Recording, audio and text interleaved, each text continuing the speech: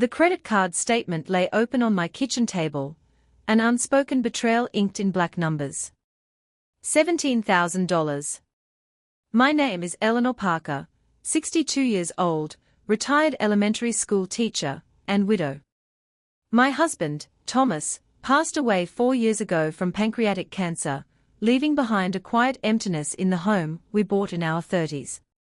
Since then, I've lived alone, trying to keep some normalcy in a world that had become unfamiliar without him. 3 years ago, I added my daughter, Sienna, to my credit card, just for emergencies, I'd said. She had always been theatrical, dramatic, constantly in mini-crises. I thought I was supporting her, being a loving mother. Now, I stared at pages filled with wedding charges, florists, venue deposits, catering totals. Bloom and Vine Floral, $3,200 Magnolia Ridge Banquet Hall, $8,500 Golden Hearth Catering, $4,800 I hadn't been asked. Not informed. Just charged. Sienna's wedding was in 6 weeks, and apparently, I was paying for it.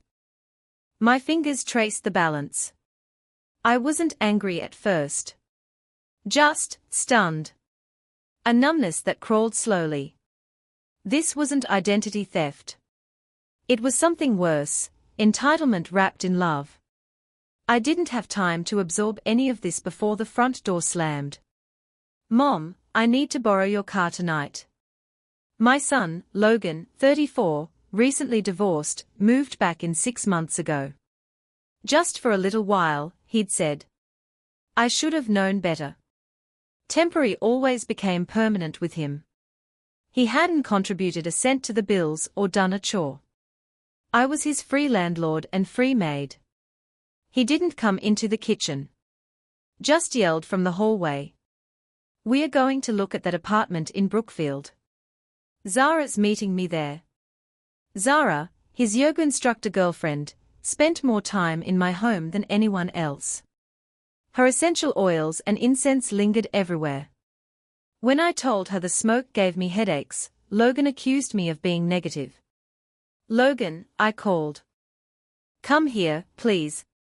He dragged himself in, already annoyed, eyes glued to his phone. What's up? I'm busy. I slid the statement toward him.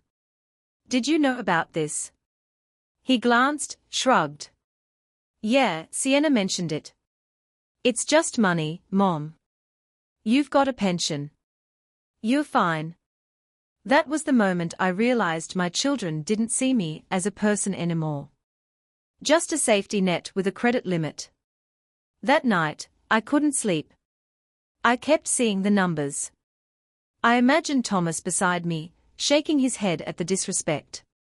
Then, near midnight, Sienna texted, Mom, can you handle the final catering deposit? Only $2,000. Dad's insurance should cover it, right? You're the best. I stared at the screen, then deleted the message. Not out of anger, out of clarity. Silence wasn't kindness. Silence was permission. And I was done permitting. By morning, I had a plan. First, call the credit card company, freeze the account, dispute the charges. Second, call the bank, revoke Logan's access, cancel the debit card he'd been using as an allowance. Third, call my lawyer, Janet Miller, the woman who handled Thomas's estate. I needed to revise my will. This wasn't revenge. It was protection. Because if my children only valued me when I was giving, then they needed to learn what happened when I stopped. By 9 a.m., everything was in motion. My card was frozen, Logan's debit card cancelled, and Janet scheduled me for a 4 p.m. appointment. I felt lighter, until 10:37 a.m. Sienna called. Again. And again. On the 4th call, I answered.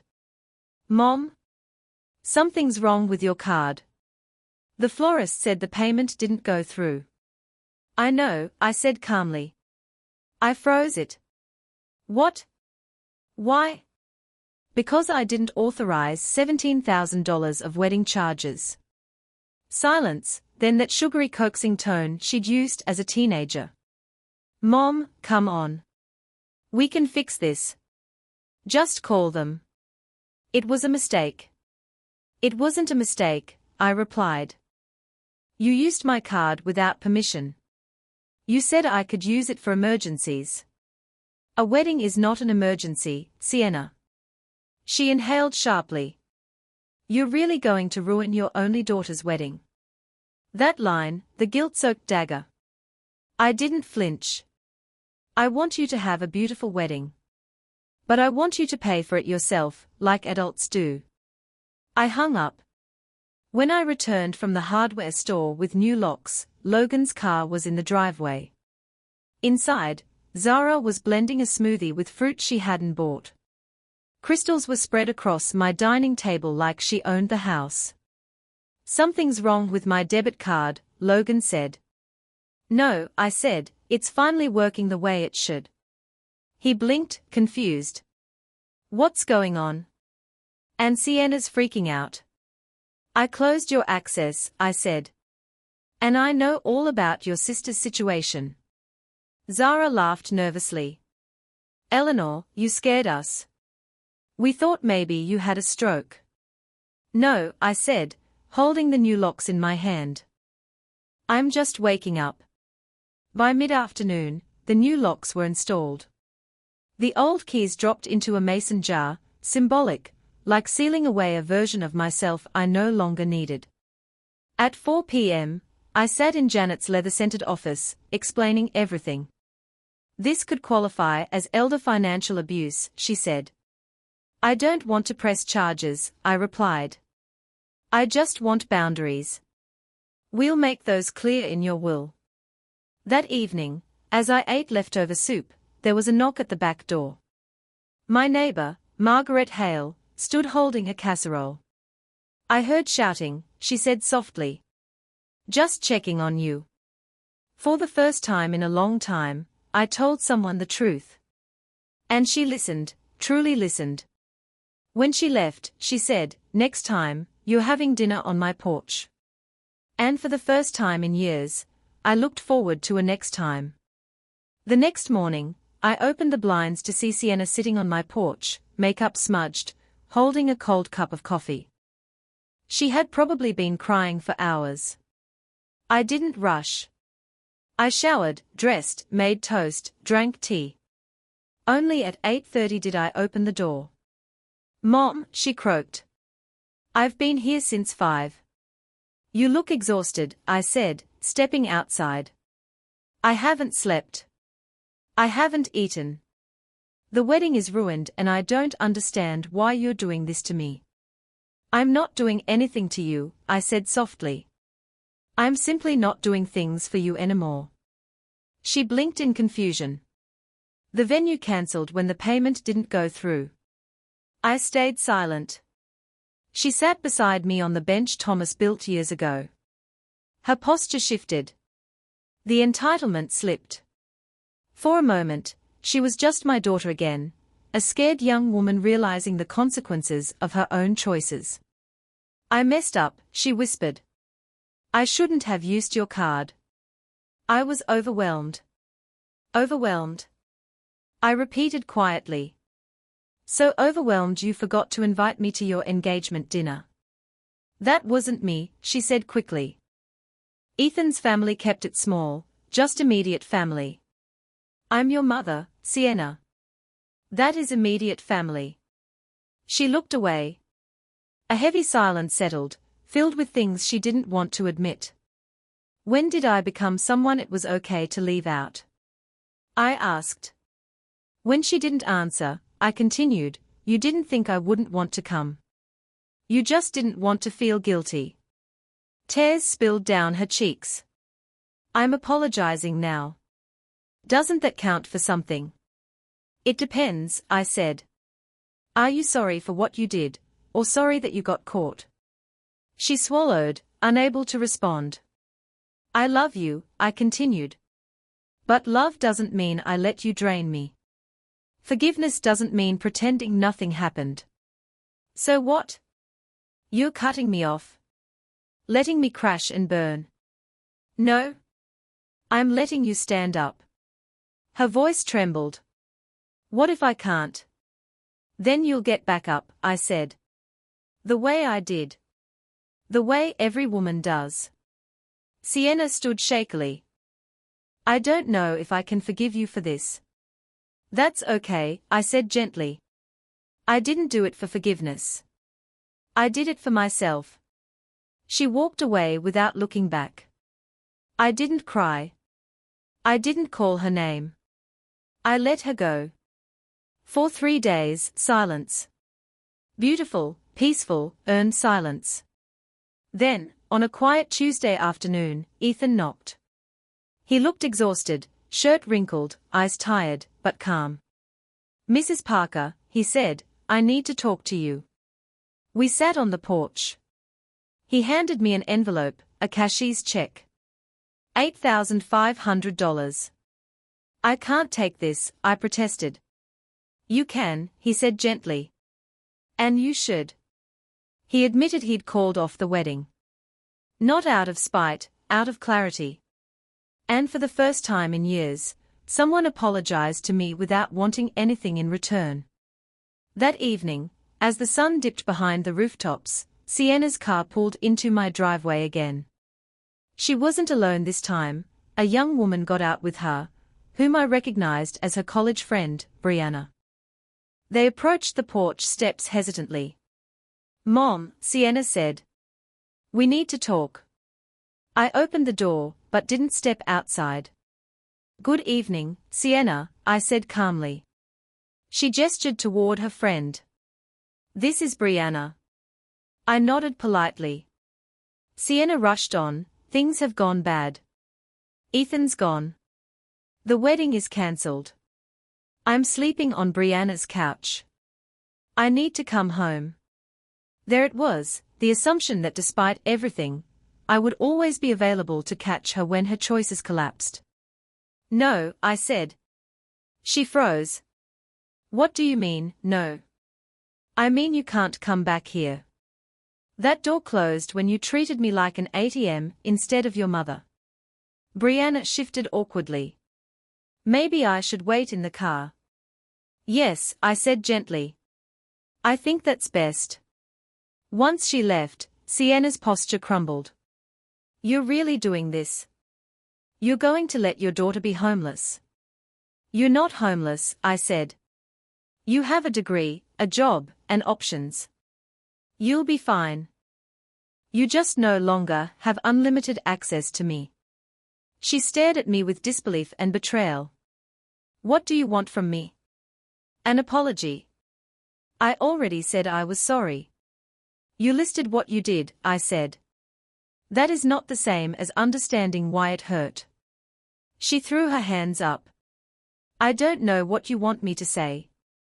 That, I said quietly, tells me everything. Her voice rose. So that's it. You're cutting me off. You're going to die alone just to prove a point. I almost laughed. That's the difference between us. You think consequences are punishment. I think they are necessary. Her face hardened. You're not the person I thought you were. No, I said. I'm finally the person I used to be, before I let everyone wear me down. She turned and walked to her car without another word. Inside my home, I sat in Thomas's recliner. For the first time in years, the silence didn't hurt. It felt like healing. It felt like peace. 3 weeks passed. 3 quiet, beautiful weeks. I spent my mornings gardening, something I'd abandoned after losing Thomas. I found myself talking to neighbors, listening to birds, rediscovering myself. And every morning, Margaret came over with coffee. We talked about books, roses, and why women wait too long to set boundaries. She brought a flyer one morning. The library is looking for literacy volunteers, she said. I signed up. Thought you might want to join me. I smiled. It felt good to be wanted, not for money, but for who I was. That afternoon, sunlight filled my living room. Thomas would have been proud. Of the boundaries. Of the strength. Of the peace. My phone buzzed, a text from Margaret. New widow from the library wants to join us tomorrow. You'll like her. I replied, can't wait. The days grew gentler after that. For the first time in years, mornings didn't feel heavy. I had a routine that belonged to me and no one else: coffee with Margaret, tending to the rose bushes Thomas planted, and volunteering at the library twice a week. At the literacy program, I met people who simply wanted help, no hidden motives, no manipulation. It felt refreshing, almost cleansing. One afternoon, as I shelved books in the children's section, the coordinator approached me. Eleanor, a new learner wants to join your reading group. She's nervous, but she said you seemed kind. I smiled.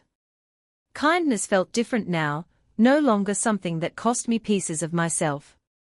That evening, when I returned home, the house greeted me with warmth instead of loneliness. I cooked a simple dinner, and ate while listening to the quiet hum of the refrigerator. Peas had a sound, soft, steady, reassuring. Then, around 8 p.m., my phone buzzed. A text from an unknown number. Mom, it's me. Logan. I sighed, not with anger, but with understanding. Distance gives you clarity. His message read, I left Zara's place. Things didn't work out. I'm staying with a friend from work for now. I thought, maybe we could talk. I didn't respond immediately. Instead, I set the phone down and made a cup of tea. Some things didn't need urgency.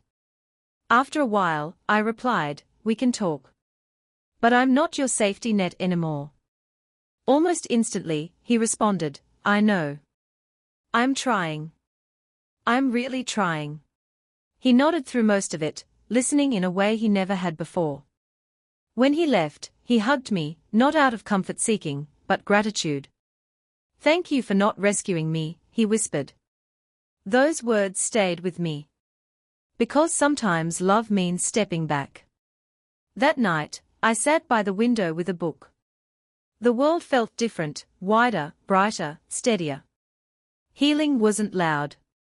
It was quiet, slow, and strangely beautiful. A week later, something unexpected happened. I received a letter, not a text, not an email, but a handwritten letter, the kind people send when they've truly thought things through. It was from Sienna. My hands trembled slightly as I opened it, but not from fear. From curiosity. The letter began plainly, Mom, I owe you an explanation, not excuses. She wrote about how losing Ethan made her confront herself. How she'd relied on others, on me, to solve problems she created. How she'd confused my silence with permission. How she'd mistaken my kindness for obligation. One line stood out, you stopped doing things for me, and I finally saw how much I had expected from you. She admitted she was in therapy. That she was working extra shifts. That she was saving money. That she wasn't asking to move back, only to talk. It wasn't a plea. It wasn't manipulation. It was accountability. And it mattered. We agreed to meet at a small cafe halfway between her workplace and my home. When she walked in, she looked different. Softer. Realer. She sat across from me quietly. Mom, she said, I'm sorry. Not because things fell apart. But because I hurt you. That was the apology I'd been waiting years to hear. It wasn't perfect. But it was real. We talked. Not about the wedding. Not about money. But about us.